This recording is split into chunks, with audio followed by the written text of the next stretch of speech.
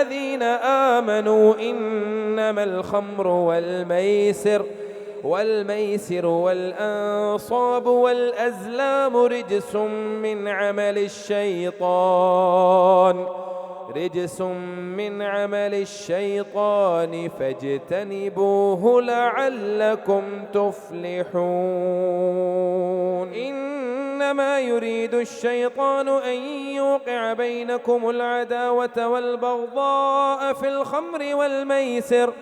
الخمر والميسر ويصدكم عن ذكر الله وعن الصلاة فهل أنتم منتهون؟